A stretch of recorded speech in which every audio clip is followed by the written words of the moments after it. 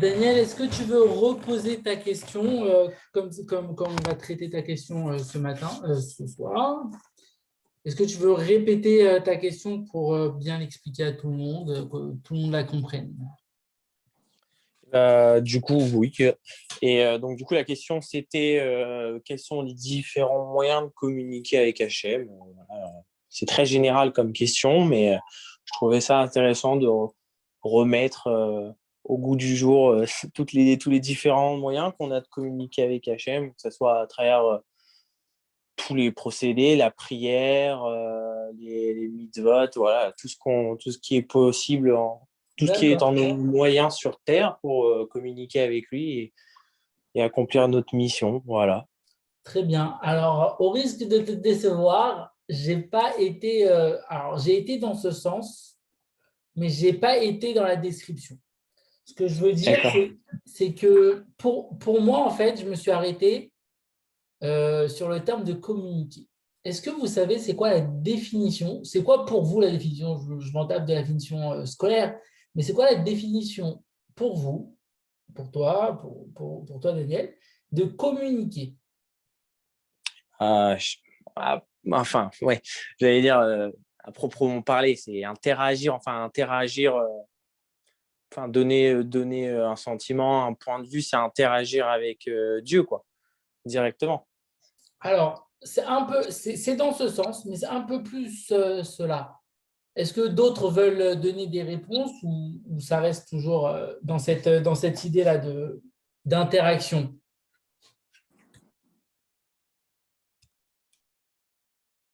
Alors, je vais vous dire pour moi ce que c'est communiquer. Communiquer, c'est établir un lien, établir une relation avec une personne. Ça, c'est communiquer.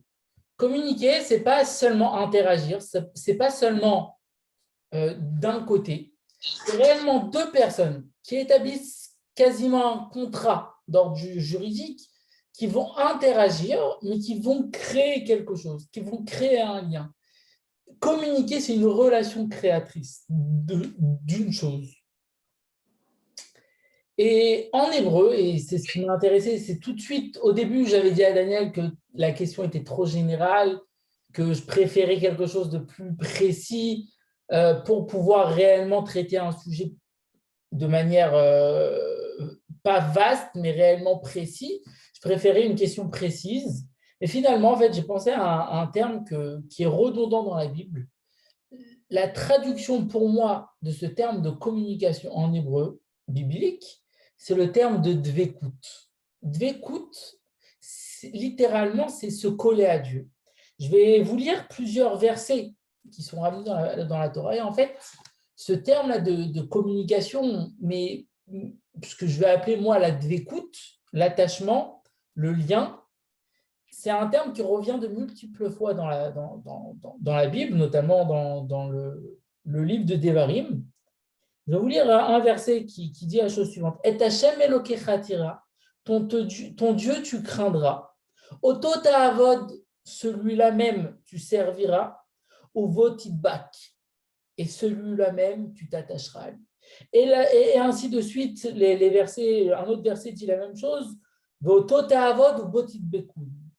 Lui, tu serviras. Encore une fois, on a cette redondance, et ce qu'il faudrait comprendre, on a cette redondance-là entre le service et à la fois l'attachement. Il faut comprendre le lien entre ces deux notions. Mais d'abord, hein, il faut s'attacher à qu'est-ce que c'est la découte? Qu'est-ce que c'est la découte? Est-ce qu'on a la possibilité réellement de s'attacher à Dieu comme on s'attacherait à une personne? De le coller physiquement? Et pour vous étonner, le Talmud pose cette question. Le Talmud dans Ktuvot, page 111b, pose la question suivante, pose la base en fait d'une idée pour s'opposer à l'ignorance. On oppose l'ignorance, c'est-à-dire simplement la personne qui n'est pas seulement, qui ne connaît pas, mais quelqu'un qui prône une idéologie de ne pas connaître, un inculte, mais par volonté. Le Talmud oppose cette ignorance-là à la découte. Et la Gemara pose la question, le Talmud pose la question simple. Est-ce que réellement on peut s'attacher à Dieu? C'est-à-dire que le Talmud a posé comme solution de l'ignorance un principe d'attachement à Dieu. Et le Talmud nous pose la question pratique, est-ce que réellement on a la possibilité de s'attacher à Dieu? Le Talmud va jusqu'à ramener un verset dans la Torah qui nous dit la chose suivante, dans Dvarim toujours, il nous dit la chose suivante, le verset nous dit Ki Hashem Elokecha, car Dieu, notre Dieu, Esh Ochela, c'est un feu dévorant. Sous-entendu que puisque c'est un feu, on ne peut pas se coller, on ne peut pas s'attacher à lui. Dieu ne souhaite pas qu'on s'attache. Alors, comment concilier les deux choses? Et la réponse, elle est aberrante dans le sens de la logique. La réponse, le Talmud nous enseigne, pour lutter contre l'ignorance, il faut faire quoi? Il faut marier sa fille à un érudit. Vous voyez l'aberrance? On a un ignorant. La Torah nous dit, le Talmud nous dit que la seule solution pour cet ignorant pour réellement s'inscrire dans le projet de vie de tout juif, c'est de marier sa fille avec un érudit, avec un Talmid Chacham, avec un rabbin. Le Talmud va nous dire encore d'autres solutions pratiques, de faire du business avec lui. Il faut comprendre les choses. C'est tout simple, ça a l'air d'être tout simple. Tu maries ta fille avec un érudit, ta chère et tendre fille. Tu la maries avec un érudit et tout est résolu. C'est-à-dire qu'en ce mariage-là, il faut comprendre, mais c'est pour moi étonnant dans le sens, ça nous fait réfléchir. En mariant ta fille avec ce Talmid Chacham-là, tu t'attaches à Dieu. En mariant ta fille avec ce rabbin-là, tu t'attaches à Dieu et tu luttes, et tu rentres dans une lutte peut-être constante contre ton ignorance. C'est ce principe-là d'attachement aux sages, aux rabbins, aux érudits, à travers peut-être d'abord le mariage de nos filles, c'est-à-dire si on est des ignorants, de nos filles avec des érudits, même si on n'est pas des ignorants peut-être, et de marier nos filles avec des érudits, c'est un commandement positif. D'après certains, d'après certains contes, ça va être le 6e commandement positif de la Torah, des 613 commandements de la Torah. Et pour moi, c'est une première question. C'est quelque chose d'aberrant. C'est-à-dire, pour répondre à la question de Daniel, pour moi, j'ai posé la question suivante. Comment réellement communiquer avec Dieu? Le Talmud nous invite et nous donne une réponse concrète de marier nos enfants avec des sages. Moi, je pose la question, en quoi cela est la solution d'une communication? En quoi cela est la solution d'un lien qui est créé entre un ignorant et Dieu? En quoi cela est la solution de l'ignorance? Ce qui est intéressant, c'est que je veux poser encore 2 autres questions. Nachmanide, pour lui, à travers les versets là, de dvekut, d'attachement à Dieu, Nachmanide va nous dépeindre une certaine réalité réservée peut-être à un groupe d'élite, c'est-à-dire à des personnes qui ont peut-être la possibilité, parce qu'ils ont la volonté, de s'attacher à Dieu d'une certaine manière forte. Et Nachmanide a l'air de nous dire que cette possibilité-là de créer le lien avec Dieu, de communiquer avec Dieu, ça a l'air réservé à une élite. Et la question, elle doit être posée. Qu'est-ce que Nachmanide nous dit? Le Ramban nous propose quelque chose qui a l'air d'être pas à la portée de tous. La Torah est une Torah universelle. Alors c'est légitime de poser la question. Pourquoi Nachmanide invite seulement une élite de personnes bien placées, bien nées, avec peut-être des prédispositions, à s'insérer seulement eux dans ce projet d'attachement? Pourquoi nous, qui ne sommes pas peut-être c'est cette forme d'élite-là, qui va penser toute la journée à Dieu, qui va ne même pas vivre, même dans son dialogue à l'autre humain, va penser à Dieu, ça a l'air incompréhensible dans ce message-là de la Torah universelle, de la Torah qui est une. Et c'est légitime de poser cette question. Et cette question, elle est posée par le Meshech Chochma sur le Ramban, qui a l'air de dépeindre une image que seulement l'élite peut réellement être attachée à Dieu parce qu'elle est rattachée à lui ésotériquement, métaphysiquement, mais physiquement, ça a l'air pas à la portée de tous. La troisième question que je voudrais poser, c'est une question sur le Rav Moshe Isserlis. Le Rav Moshe Isserlis a, c'est un peu faux de dire ça, mais c'est une réalité, a coécrit notre texte de loi, notre code civil de tout juif. Le code civil de tout juif, c'est le Shulchan Aruch, qui a été écrit par le Rav Yosef Karo au XIVe, XVIe siècle. Et le Rav Moshe Isserlis a coécrit ce livre. Alors, pas réellement coécrit, ça veut dire qu'ils n'étaient pas deux, mais lui aussi a écrit un Shulchan Aruch. Alors, lui, c'est réellement pour le monde ashkénaze. Mais en tout cas, dans la pagination qu'aujourd'hui on a de ce livre-là, de ce code civil, on a à la fois les écrits de Rav Yosef Karo et à la fois les écrits de Rav Moshe Isserlis. Et Rav Moshe Isserlis va ouvrir ce code civil par la loi suivante.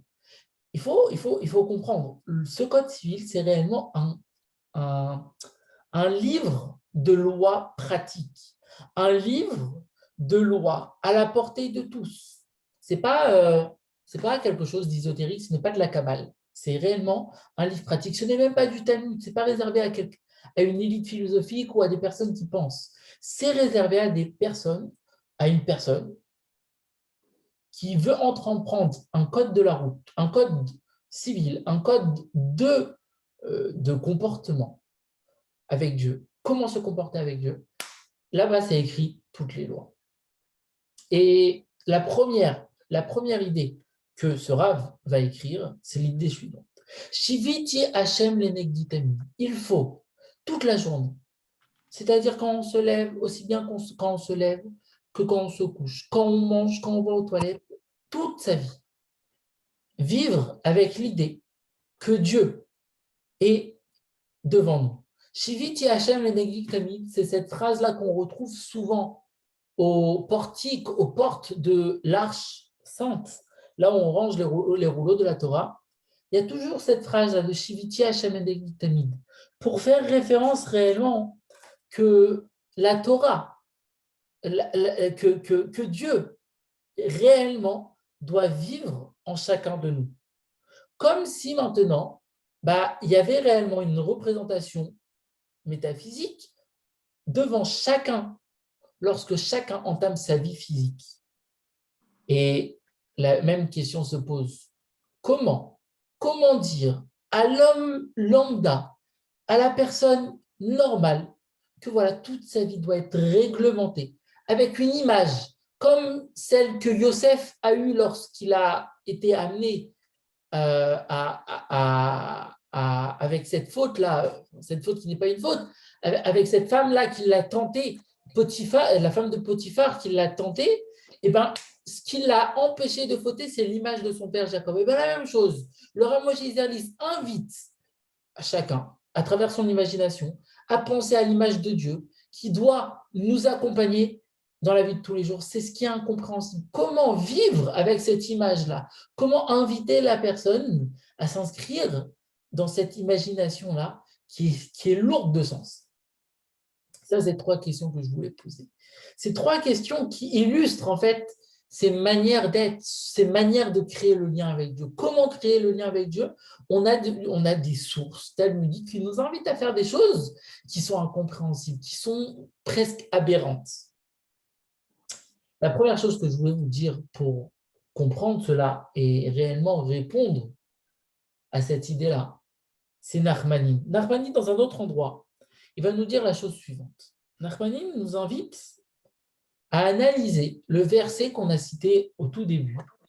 Le verset qui nous dit « Et Hashem Elokecha tira » Dieu tu craindras, « Oto ta'avod » celui-là même tu serviras, « Au botit vekun » au botitbak, et celui-là même tu t'attacheras. Nachmanim nous invite à réfléchir à ce parallèle-là qui est inhérent dans le passouk. Je vous ai cité tout à l'heure un autre verset qui a ce même parallèle-là. À chaque fois qu'on parle d'attachement, on va rattacher à ce terme-là d'attachement, de rapprochement, de lien, de communication,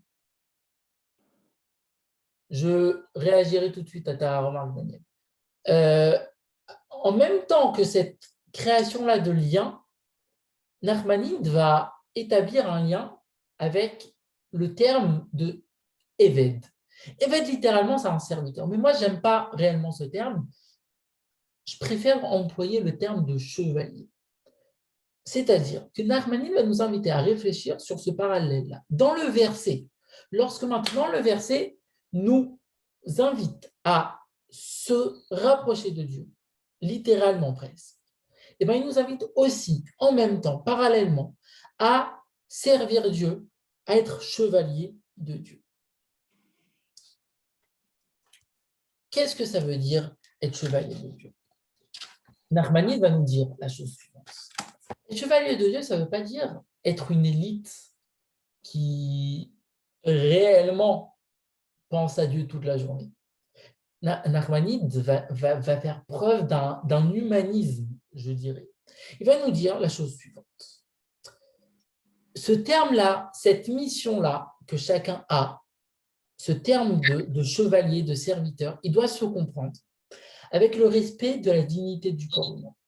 C'est-à-dire que pour accomplir notre mission, Nachmanide va être très concret. Si maintenant, pour étudier, pour servir Dieu, tu as besoin de dormir, tu as besoin d'être oisif, tu as besoin de rien faire, alors fais-le.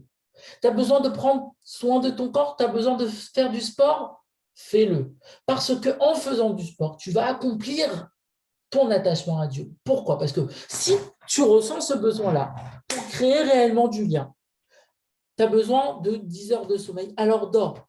Parce que ça va te servir à créer quelque chose de plus profond avec Dieu. Alors avant de continuer, Daniel a fait une très bonne réponse. Daniel me dit, et je lis ces mots, tout simplement en faisant confiance à Dieu, avoir la foi, avoir le bitachon, ben c'est ainsi qu'on peut admettre son autorité, je dirais. C'est vrai. Mais ici, on n'est pas en train d'admettre quelque chose ou de se voir imposer quelque chose, ou ni même de croire. On ne parle pas de croyance. Le verset nous invite à réellement créer quelque chose. Créer quelque chose, c'est plus que la croyance. Bien sûr, il faut croire. Ça, c'est indéniable, c'est irrévocable. Mais maintenant, il faut créer un lien avec Dieu. Créer un lien, c'est quasi physique. C'est quasiment, je peux parler de mariage. Pour créer un lien, il faut des représentations physiques, il faut des conseils physiques. Nachmanide va nous inviter à être chevalier, à se sentir investi d'une mission. La semaine dernière, Aurélien m'a posé une question au Shabbat. On était en train de se poser la question suivante, enfin d'établir quelque chose de vrai. Si maintenant la prière a une conséquence ou pas, parce que nous sommes tous les enfants de Dieu, Dieu est notre Père et Dieu nous aime. Or, à quoi ça sert de prier? Aurélie a posé la question suivante, à quoi ça sert de prier si maintenant on a la confiance, on a le bitachon? Si maintenant, croire, c'est tout, à quoi ça sert de prier? Eh bien, je lui répondrai en fait elle pose exactement la même question que toi, Daniel. Elle pose la question suivante, à quoi ça sert de prier? À quoi ça sert d'être? C'est-à-dire que pour être, il faut agir. Pour agir, il faut accomplir quelque chose. Pour accomplir, Dieu nous invite à réellement se sentir investi d'un choix de vie. Un choix de vie physique, un choix de vie compréhensible, pratique. Et donc, pour vivre, il faut accomplir quelque chose. Le verset va nous dire dans Teilim, Halela Hashem bechayai. Toute ma vie durant, j'ai loué Dieu. Toute ma vie durant, j'ai souhaité accomplir un jvar, une louange à Dieu. Quel est le sens de ce verset? Est-ce que réellement ce verset nous dit peut-être la chose suivante? Je remercie Dieu parce que Dieu m'a offert la vie, m'a offert le sens de la vie, m'a offert la possibilité de vivre. Ce verset nous dit plus que cela. Ce verset nous invite à avoir une réflexion sur la vie. Je remercie Dieu parce que toute ma vie durant, il m'a offert la possibilité de vivre, d'avoir un projet, d'avoir une mission, de s'inscrire comme acteur dans ce projet divin, de s'inscrire comme acteur dans ce lien-là qu'on doit avoir à la fois avec Dieu et à la fois avec l'humain, à la fois sur le plan métaphysique, à la fois sur le plan physique. Mais il ne faut pas croire, et c'est ça ce qui est important, il ne faut pas croire que le plan métaphysique est de l'ordre d'une infime élite. Non, c'est réellement de notre ordre. Dieu nous invite à prendre conscience de notre vie, à prendre conscience du poids de notre vie, de l'importance de notre vie, de notre dignité. Si on a besoin de dormir, alors on dort pour pouvoir le servir.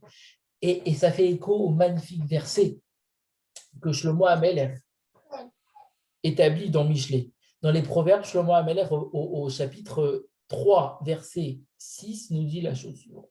Bechol derachecha daeu.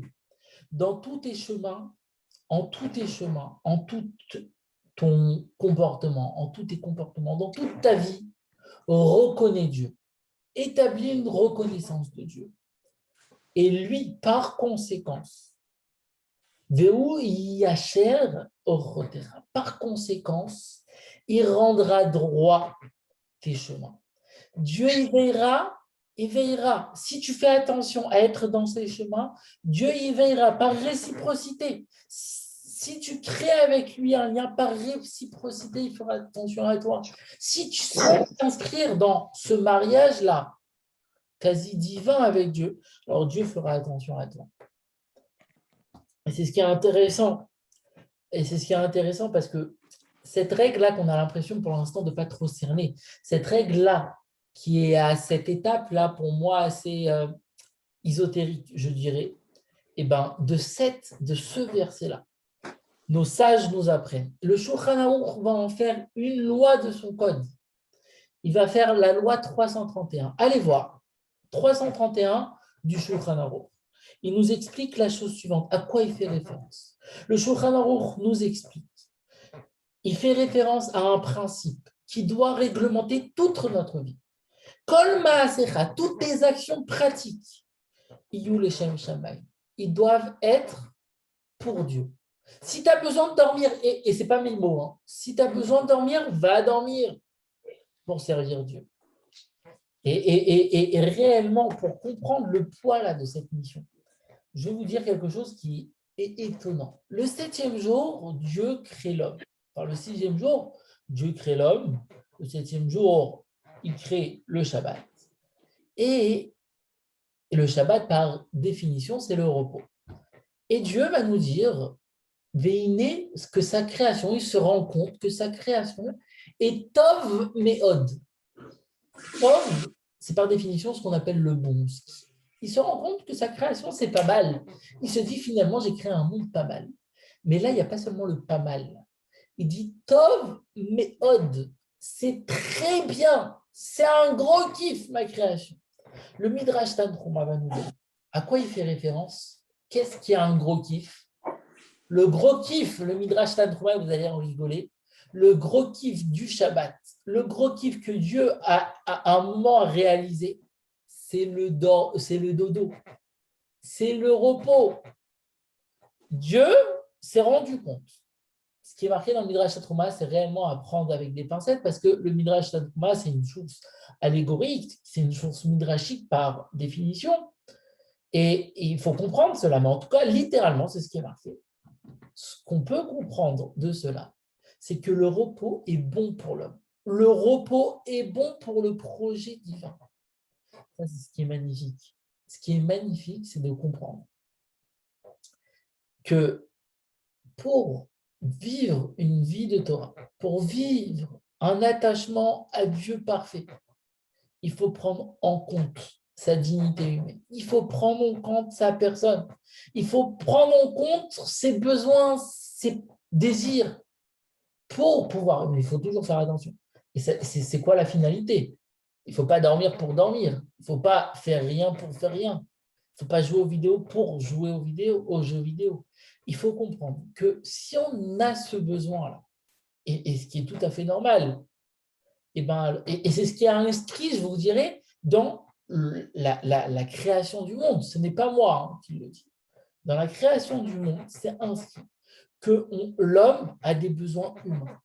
Mais pour pouvoir réellement s'attacher à Dieu, il faut accomplir ses besoins humains pour pouvoir s'inscrire dans ce projet-là divin, pour pouvoir s'inscrire dans ce projet d'attachement incommensurable, pour pouvoir s'inscrire dans ce lien qui est nécessaire à Dieu.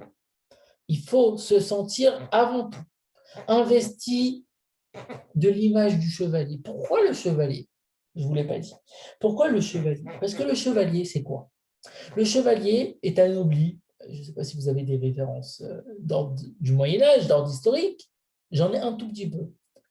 Le chevalier est anobli par son suzerain, par celui qui est au-dessus de lui, par la figure d'autorité. Le chevalier est anobli d'une mission noble, c'est-à-dire peut-être pas de son niveau.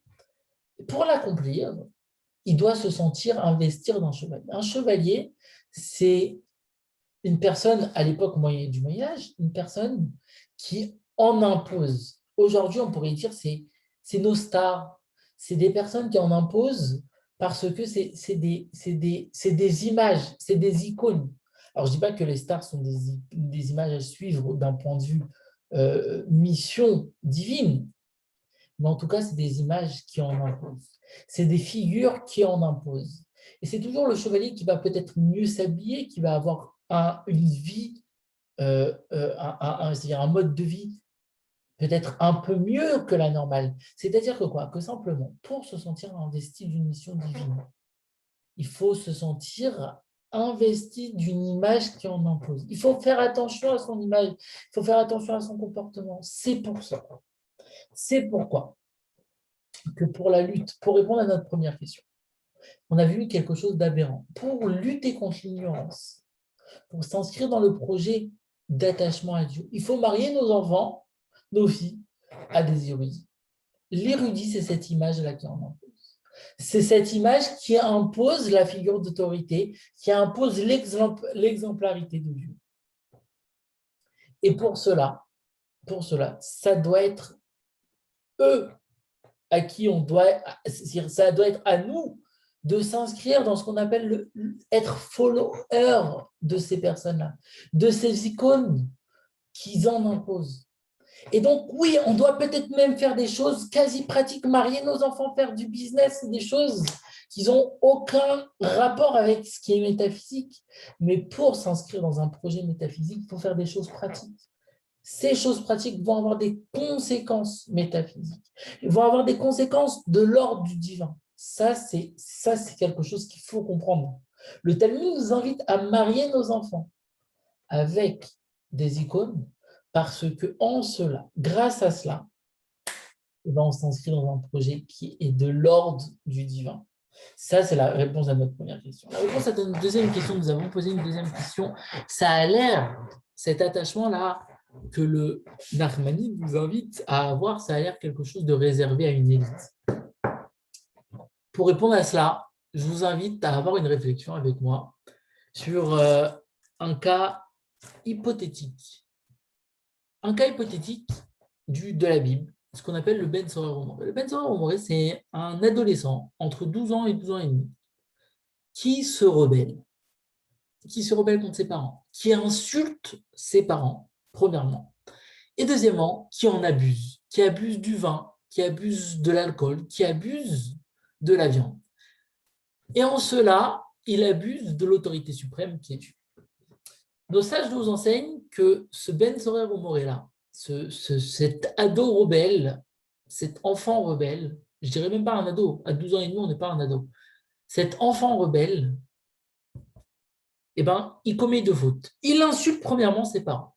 Et deuxièmement, il abuse de la sainteté. Il commet un abus envers la figure d'autorité. Du lien avec Dieu, c'est-à-dire il refuse tout lien avec Dieu. La question qu'on peut poser, c'est en quoi cette faute-là, pourquoi cette faute-là est si grave? Alors, c'est un cas hypothétique parce que nos sages nous enseignent que ça n'a pas été réellement réalisé. Il n'y a pas eu de cas pratique de cela. Mais en tout cas, c'est une faute importante. Nos sages nous enseignent sa faute, c'est par-dessus tout. Pourquoi on reproche à un jeune homme, à un jeune enfant, quelque chose qui a l'air antinomique, qui a l'air incompréhensible. On reproche à cet enfant parce que déjà, à ce jeune âge, nos sages nous enseignent que déjà à ce jeune âge, il faut s'inscrire dans le projet. Il faut avoir l'ambition de se sentir investi de quelque chose de plus haut, de plus grand que nous. Et cela, on lui reproche. Cela, on lui reproche d'avoir pas envie de s'inscrire dans ce projet-là magnifique. Et en cela, on répond à notre question. Ce n'est pas quelque chose qui est réservé à une élite. On l'a expliqué. Si tu as besoin de dormir, si tu as besoin de manger, fais-le parce que c'est nécessaire pour t'inscrire dans un projet pratique avec Dieu. Alors, oui, même à un jeune de 12 ans, on lui reproche de ne pas avoir cette ambition. Parce que c'est simplement de l'ordre de l'ambition, c'est simplement de l'ordre de l'envie, du désir de voir plus que l'autre. Et ce n'est pas pour rien que le Talmud nous dit que pour lutter contre l'ignorance, c'est par définition une personne qui n'a pas envie de s'inscrire dans un projet de connaissance. De ne pas avoir la tolérance de l'autre commence par la connaissance. La réponse à la troisième question, ça va de soi. Le Rav Moshe Zerlis nous a invités à imaginer non pas une image qui en impose, une image qui nous oblige, une image qui nous réglementerait, qui nous obligerait dans le sens péjoratif du terme. Mais au contraire, le Rav Moshe Zerlis nous invite à réfléchir à quelque chose de plus haut que nous invite à nous inscrire dès le matin, dès le premier message de ce code-là. Rav Moshe Zerlis nous invite à en faire comme mantra qui doit être impératif pour le goal qui doit être fixé. Ce but ultime de créer le lien avec Dieu. Alors comment? On n'a pas répondu comment, c'est-à-dire dans le sens littéral des différents facteurs. Comment, moi, ce soir, j'avais simplement envie de dire comment, pas seulement avec différents moyens pratiques que plus ou moins tout le monde sait, j'avais envie de vous dire que ce comment-là, ce qu'on a établi, cette ambition que chacun doit avoir de se rapprocher de Dieu, de savoir qu'en se rapprochant de Dieu, en créant un lien avec Dieu, en ayant simplement cette volonté, c'est ce que j'avais envie de vous dire, qu'en ayant simplement cette volonté de communiquer avec Dieu, bah déjà nous nous inscrivons dans une communication, dans un lien qui peut durer, qui peut nous sauver, qui peut réellement révolutionner notre vie. Voilà, c'est ce que j'avais envie de vous dire ce soir. J'espère, Daniel, que certes, j'ai pas répondu à ta question de manière littérale, mais en tout cas, je pense t'avoir invité à rentrer dans ce projet-là et réellement à trouver proprement tes réponses. Je n'avais pas envie merci Auriel, j'avais pas envie de simplement nous donner des pistes réelles et de nous dire, voilà, cela est vrai, mais le reste, c'est pas vrai, le reste, c'est un petit peu plus loin de nous. Non, j'avais envie de nous dire que tout est à la portée, simplement la volonté compte. En davar omed lifnaraton, notre volonté de faire mieux, notre volonté de faire le bien, d'avoir ce lien, de créer ce lien, eh bien, il n'y a rien qui ne peut se tenir devant cette volonté. Razak, en tout cas, à vous. Merci beaucoup, c'était très intéressant. Merci beaucoup. À toi. Merci à toi, Daniel. Merci beaucoup. Merci à vous. Je vous retrouverai ce Shabbat. Merci Mathilde, comme tous les Shabbats. À très vite. Bonne soirée, merci beaucoup. Bonne soirée. Au revoir. Merci à vous. Shabbat. Bye bye. Au revoir. Shalom, bye bye.